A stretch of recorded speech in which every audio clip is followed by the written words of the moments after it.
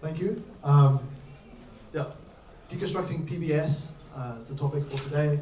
And really, when I set out writing up these slides, my target audience was someone thinking about L2, sequencer decentralization, having to reason about MEV, a lot of the questions that have been reasoned through on Ethereum, but with slightly different goals, maybe slightly different limitations on what you can do.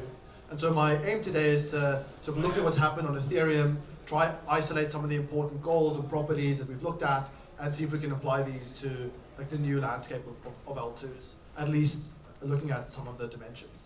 So for those of you who don't know, PBS is proposable separation. I sort of assume you do know that in today's talk, so you might be a little bit confused, but let's see how it goes. So this is a picture from Barnaby's Seeing Like a Protocol post, in which he sort of describes how the protocol, Ethereum protocol, doesn't have that much visibility into the outside world. And in particular, he is discussing PBS. But what I'm talking about today is not so much the protocol's view outwards, but rather the view of the outside world of the protocol. When someone interacts with your blockchain, with Ethereum, whatever, what do they see? What is the interface like? And what are the sort of design requirements and pitfalls in designing this interface? Before I get into too much of the actual content, it might be useful to just establish some definitions. Firstly, I'm using users very broadly here. So most users using a blockchain, or many users using a blockchain today, use some intermittent service, be it a builder, Telegram bot, or some like advanced RPC. And so I'm including all of those as like users just outside the system. Proposing is the consensus-related activities for producing a block, particularly like those carried out by a leader in a leader-based protocol. That's not too important for today, but that's like roughly the definition. And building, when people think about block building or building an Ethereum today, they think of ordering transactions. But really, I think what we should be thinking about is a broader, more general concept, which is like aggregating user input. So for example, if someone is taking like intents or like user ops or whatever you want to call them, and combining those into a single transaction, this is also a form of building. So any discussion about PBS, I think, in Ethereum should at least start with MEV get. But even before we get into that, I should lay out maybe what the motivation was for MEV get and what did Ethereum look like before this was implemented. So at the time MEV get came online, PGAs, priority gas auctions, as outlined in the Flashbots 2.0 paper, I recommend having a look, were quite prevalent. And so there were many like different interesting aspects of PGAs, but there were two important features of Ethereum that led to what I'll describe now as a PGA. One was that the mempool is completely public, and that's the only way to really get transactions on chain. So if someone puts a valuable transaction in the mempool, other like sophisticated users can see this and respond to it. So they might copy a trade or try front run a trade, and in response to these new transactions entering the mempool, again there'll be a response to those. And so you'd have this like compounding effect, often with these like increasing bids, as you can see there. And this congested the peer-to-peer layer in the mempool. Additionally, we saw a lot of failed transactions on chain, and these came partly from this like back and forth response, but also because there was no way to really express ordering preferences for users. What ended up being like the dominant strategy was just to spam the chain and eat the cost of reverting transactions, because sometimes you'd be able to land in the spot in the block that you wanted. And maybe to be a bit more explicit about what the undesirable aspects, or at least some of them were around this time, undesirable aspects of PGAs. We have wasted resources, right, making the chain more expensive, just doing compute on transactions that don't actually permute the state. Front running for users, that's sort of undesirable because the execution is unpredictable, but also because you just get like worse prices, worse outcomes in general. There were also market structure concerns. The incentive was like quite clear for like mining pools to integrate with trading firms because that would like increase their profits and also make things easier for trading firms. I think there are many issues with these kind of deals, but in particular, one concern was that if one mining pool was able to do this better, if they were like a better trading firm effectively, they would have higher yield, and this would see concentration of hash rate into like one or two mining pools, or specifically one, which is bad for the decentralization of the network. And so roughly like non-uniform returns to proposers, right? And so MEV-Geth came along, and this is roughly the design. I'm sure many people here are familiar, so I'll just sort of go through it quite quickly. What MEV-Geth did was introduce in parallel to the public mempool this Flashbots bundle relay, which provided a secondary channel to access miners or like proposers, in this abstraction. And what the bundle relay did was like roughly three things. It introduced this new message format called a bundle. Bundles are basically like sequences of transactions with a little bit of extra logic. And what these bundles, the properties of these bundles that were really useful for users was that they are private, so you avoid many of these front-running concerns with some trust assumptions. They have revert protection, so if the transaction is going to revert, it won't be included in the next block, which saves you money and also keeps the blocks clean. And they can express preferences over multiple transactions. So transactions A, B, and C must come in this order, otherwise not be included at all. And this alleviated many of the problems I was highlighting earlier. But before I move on, I would like to highlight the role of this trusted relay. From the perspective of the users, this relay is really important because the relay is used to ensure these properties. The miners here are trusted entities. And so to make sure there's no front running or inclusion of reverting transactions and these kind of things, the bundle needs to monitor these miners and cut them off if they're behaving badly. Similarly, from the miner's perspective, because reverts were no longer allowed, users were now incentivized to just send as many transactions as possible because there's no real cost to sending failing transactions. This really increased the DevOps required for denial of service resistance. Additionally, to determine the value of a transaction or a bundle, this needs to be simulated, which is like an expensive process. And so the bundle relay was doing the simulation and filtering these submissions, only sending the highest value ones onto the miners, saving them on resource expenditure. But as you probably know, MEV-Geth is not what we see on Ethereum today, and there were some flaws with the design which needed to be iterated on. Firstly, it was hard to police miners. Right? A lot of the things that you were trying to avoid, a lot of behavior that was bad for miners, was non-falsifiable. Often you can't distinguish a front run from just a coincidental submission by another user. Similarly, they were too big to punish. Right? If the misbehavior from mining pools was policed only by cutting them out, like denying them bundle flow, if a mining pool has 30% of the hash rate, for example, this would be a huge UX loss also for people trying to submit bundles to the network that have to wait till this mining pool wasn't building a block.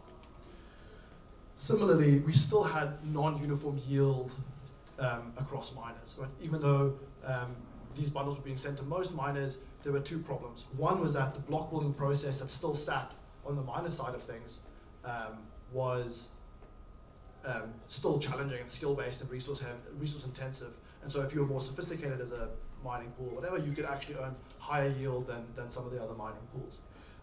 Another problem was that small miners were completely excluded. Because this was a reputation-based trust system, small miners couldn't build enough blocks to actually build up any reputation, meaning that they were completely denied this input. One thing I forgot to mention on the previous slide, and why I call MEV-Geth a form of proposer-builder separation, is because we have ordered lists of transactions being sent to miners, in some sense, part of the building process is already happening on the user side, right, outside of the protocol. Because partially built blocks, like subsequences of transactions, are being forwarded to miners, just to make the connection to PBS clear there. The third issue with MEV-Geth was that Flashbots was a trusted entity, and that's not desirable. So next came MEV-Boost to address some of these issues.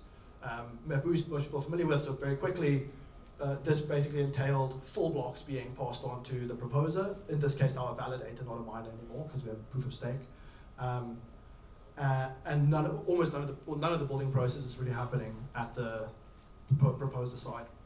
An important thing to notice here is that the commit reveal scheme, there's a commit reveal scheme between the relay and the proposer, meaning that the proposer no longer needs to be trusted or monitored by external parties because the block is supposed to be committed to the chain before the information is revealed, at least to the proposer.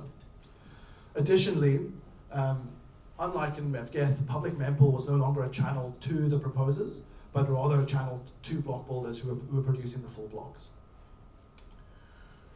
MEV-Boost was supposed to be a stopgap until we had in-protocol ePBS, enshrined proposable separation. And so it has many flaws, partly because of that, and I guess partly because of like unforeseen issues. And so some of these issues include censorship resistance, because the mempool is no longer a channel to proposers, and Ethereum used to rely on the diversity and the size of the validator set, so that eventually some honest validator would be building a block, and therefore would include censored transactions. This is like degraded by PBS because the number of block builders are much smaller, and so you need a smaller set of entities to collude to delay a transaction's inclusion for a long time, although probably not completely censor it. Relays are permissioned. That's an issue. I won't go into exactly why, but hopefully like everyone sort of on the same page there. Relays are trusted by the proposer to not cause liveness failures, but also users, block builders, etc., to not take advantage of privileged information and front run, etc. Builders as well are trusted entities by users. Now, what also creates some, and I'll come back to the builders being trusted. What is also challenging, or what is also a problem with MEV-Boost, is that the commit reveal scheme doesn't actually have a functioning commit. It's not as firm as a commit as you'd like. And if you want an example of this, I'd look at the low-carb Crusader attacks a couple of months ago. But basically, there's still a hard to pull off, but a kind of attack that a proposer can do to access the information contained in a block before the block is committed to the chain, meaning that they can do these kind of front-running or unbundling attacks, which you can read about if you look at that. There's also market structure issues. One of the issues is that there's vertical and horizontal integration pressures, meaning that the market of sort of participants, like block builders and like trading firms, all these kinds of things and relays end up being economic incentives for these to become the same entity, sort of centralizing the supply chain, and that really is like a presentation, like a 2-hour discussion in and of itself. But I'm just highlighting that is something to think about. And it's very complicated to reason about for users, and this comes back to builder trust. For every slot, there are many block builders who may produce the next block, and each of them have a different sort of trust degree to which they can be trusted. They offer different services, and so when a user wants to interact with a blockchain, they need to reason about sort of all the different kind of services that are offered, which builders they can trust, which builders they can't trust. It's much more complicated than really what you want users to have to go through. And then finally, because MEV-Boost was layered onto Ethereum, there are some like technical inefficiencies because it's not in protocol. So for example, when block builders compute bids, which they forward onto proposers, they have to compute a state grid, for example, which is very expensive. When really all you need is a commitment to a sequence of transactions. So how does this generalize out of Ethereum to like L2s coming online and other chains coming online? Well, we still want to have efficient resource consumption, so the chain is like as cheap as it can be. We still want user privacy to avoid front running and these kinds of things. We still want a permissionless market with low barriers to entry. Put a question mark here because maybe there's some specific cases you don't want that. It's a longer discussion. I think for most cases this is true, and maybe we can talk about it afterwards. But an example of keeping barriers low is like keeping capital costs low. If you require a very high stake to participate in a network, to be a block builder, for example, or something like that, this imposes very high barriers to entry. But one thing that certainly changes is that you may not need uniform yield. So for example, if you're in a setup where you have a handful of trusted validators or sequences selected by governance, then maybe it doesn't matter if one is higher yield than another. You may also be willing to increase your resource requirements in the setting. If you only need a handful of sequences, you can increase the resource requirements. You may also be willing to monitor more closely, right? And all of this is in this sort of like proof of governance kind of setting.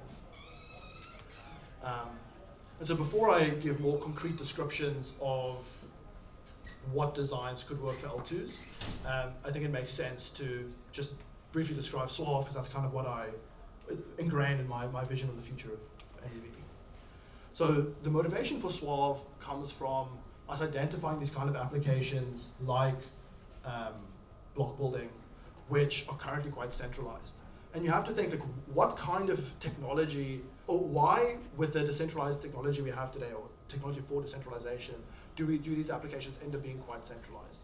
And the sort of reason that we came up with, or at least that how I would summarize it, is that we don't have a way to provide general credible computation. Credible here meaning that the code which I expect to be running is running in a low latency and private way. And our response to this was Suave, and in particular Suave is a way to enable these nodes, which we've now decided to call kettles. And the idea with a kettle is that it's a piece of infrastructure that an application can be deployed to, and through leveraging TEEs, which I won't explain now, hardware crypto, along with some other tricks, we aim to be able to give guarantees that the code you expect to be running is the code that's running, but additionally that the infrastructure operator who is running the kettle doesn't have any privileged access to information, private information, unless the code explicitly gives it to them. So yeah, and then I'm leaving out some details, obviously, like there's a consensus component to this, even though the kettles operate quite independently, and there's like security models which should be discussed, etc., etc. So I think I'm running out of time, but just to give a brief outline of some possible designs along the spectrum of the degree of separation between proposing and building. On the one end of the spectrum, we have high separation, right? This is like kind of like MEVBoost. And I think this makes sense in an environment where you have a permissionless validator set, which is quite large, for all the reasons that it made sense in Ethereum. The advantages here, apart from those reasons, is that it's quite simple, and that it can leverage a lot of research which has already been conducted on Ethereum and is being conducted towards ePBS, etc. There are still those flaws which I mentioned before, and in order to like really motivate why you'd want this, you'd have to be able to address these. I think one way to address many of these is just looking at ePBS. ePBS is meant to address many of these issues already, like censorship resistance and improving the commit reveal scheme and technical inefficiencies. And what's nice about bringing a new chain to life is that it's much easier to innovate on these things. You can choose your consensus algorithms more aptly. And so I think it's much easier to implement ePBS on a new chain than it is on Ethereum. On Suave, with the introduction of Suave, we have additional benefits. If block building, or building in general, happens in kettles, this improves the trust assumptions for users. If relaying happens in kettles, this improves trust assumptions for both users and the proposer. On the low separation side of things that resemble MEVGeth, like where a lot of the building happens at the proposer, this makes sense in the proof of governance kind of setting I was describing earlier, where you have a small number of validators who are more trusted. The advantages here is that it's much simpler to reason about for users. They don't have to navigate reasoning about all these different kinds of builders and different kinds of trust assumptions.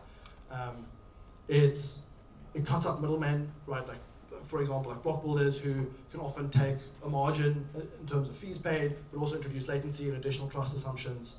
And it also, the protocol can give better guarantees about building policies to users. And I'll elaborate on that in a second when I talk about Suave. So again, we have to address some of the, I'll be quick. We have to address some of the issues from MEVGeth. So one issue was non-uniform yield, probably less important in proof of governance. Another issue was policing builders. It's much easier if you have them running in kettles. And running in kettles also means that the protocol can give more concrete commitments to users about the building policies being used. And you have privacy, so you avoid front-running these things. Active governance can also help there.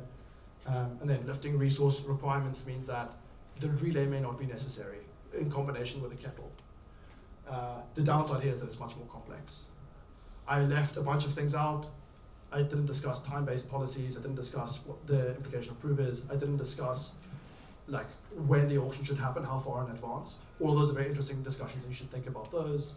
A bunch of useful resources, and I couldn't think of a meme. Oh, I think cut it out. Okay, great. Okay, we know who's speaking next. And let's thank Quintus.